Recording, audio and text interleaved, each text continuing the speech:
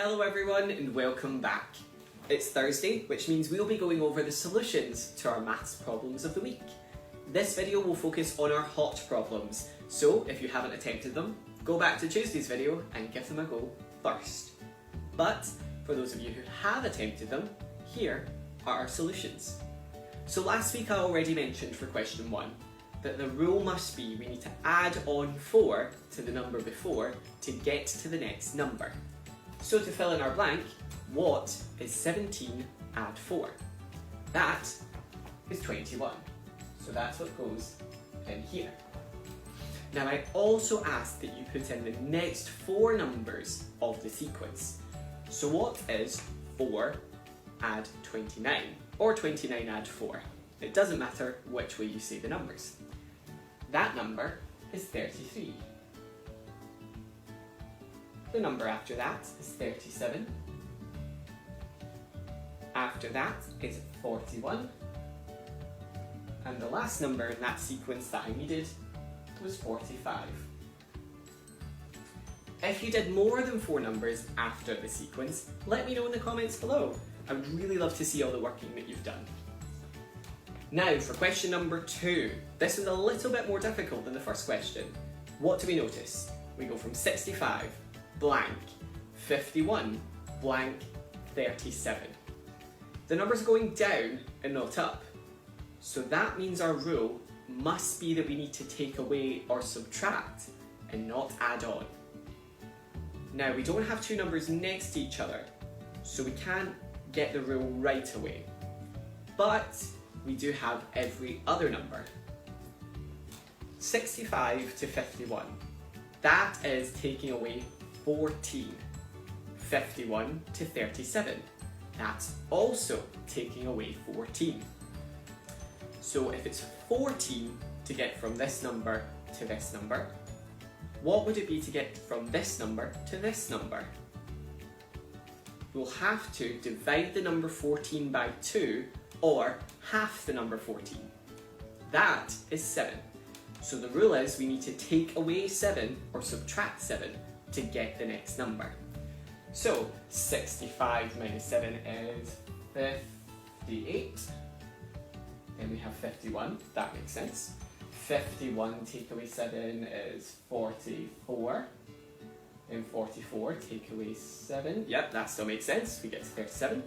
37 take away 7, that's quite easy. We get to the number 30.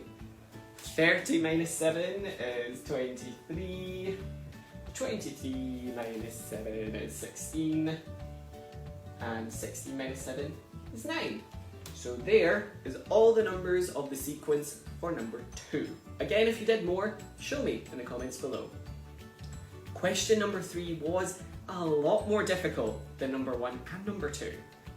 If we take a look at the numbers, they do seem a bit random.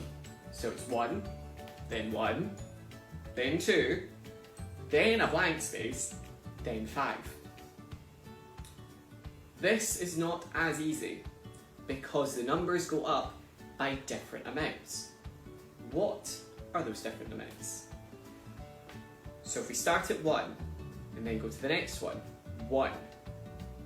That hasn't changed, so I've not added anything on at all. 1 to 2. We've added on 1, but let's look at the 2 numbers before. So we have the number 1 and the number 1. What are those 2 numbers added together? That's the number 2. If we use this same logic, that should help us with the rest of the sequence. So, what is 1 add 2? That's the number 3, which is what should go in here. And how do we know this? Because if we take 2 and add on 3, it gives us 5, the next number in our sequence. To complete this sequence, 3 add 5 is 8, 5 add 8 is 13, 8 add 13 is 21, and 13 add 21 is 34. And that is the answer to question 3 of our hot problems. Now question number 4 was the most difficult question of all 4 of these problems. but it is easier if you know multiplication rules. This is a very specific part of multiplication, so if you haven't went over this yet, don't worry. You will very likely go over this at some point in your primary school career. The numbers presented here are all square numbers. For those of you who don't know what a square number is, that is, if you take one number and multiply it or times it by itself, the answer is the square number. So 1 times 1 is 1, so that's our first part of the sequence. The third part of our sequence is 9, because 3 times 3 is 9. Our fifth part of the sequence is 25, because 5 times 5 is 25.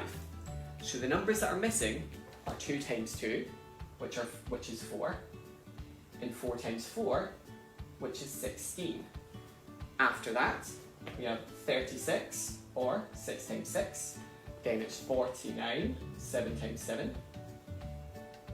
Then it's 64, which is 8 times 8. And then 81, which is 9 times 9.